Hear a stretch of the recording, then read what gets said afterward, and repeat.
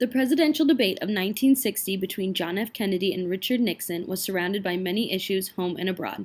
The U.S. was involved in the Cold War with the Soviet Union, who had just surpassed in the space race. The fear of the spread of communism due to the rise of Fidel Castro's revolutionary regime in Cuba. Finally, there was the civil rights movement, and the struggle for desegregation split the country. The fear of the fate of democracy was increasing, and the need for a strong president was crucial. Kennedy and Nixon had many differences, from their age, their beliefs, to their experiences.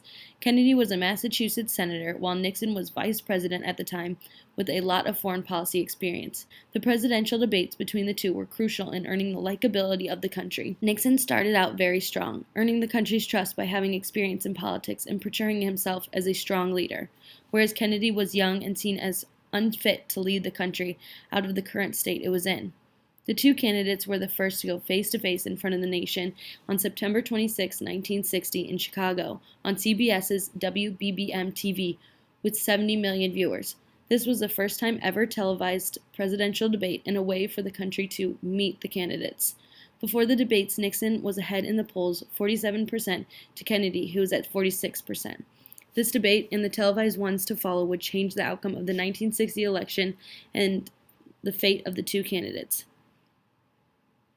Audiences were able to see how attractive, confident, and poised Kennedy was. He used his appearance to his advantage, staying calm the entire debate while also looking well-rested. Nixon was not as TV ready. He did not prepare or think about his appearance while being live. Nixon was said to be nervous and sweaty during the debate, with a 5 o'clock shadow, losing the attention of viewers. Those who watched the debate focused more on the appearance of the candidates rather than the content of their dialogue. A poll was taken that determined Nixon won those who listened on the radio with 43% compared to Kennedy with 19%.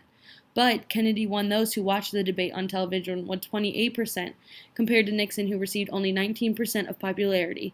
Many believe if it were not for the televised debates, Kennedy would have lost. This is the reason for the success Kennedy had in the presidential election and his ability to win over millions of undecided voters. Many believe if it were not for the televised debates, Kennedy would have lost. Because of these debates, television changed the relationship between the government and media forever. There are arguments that television has affected the way democracy operates. A main issue is viewers are more focused on the visuals rather than the content, and this may change the entire perception of a candidate. Politicians now realize the impact they can have by taking advantage of their appearance and using it to gain the attention of viewers. Now candidates are more likely to have a public relations team that helps them with their appearance and to prepare them for public appearances. With the advantage of wide exposure and platform, television gives candidates endless opportunities to gain political capital and popularity. Because of the 1960 debates, television changed politics forever.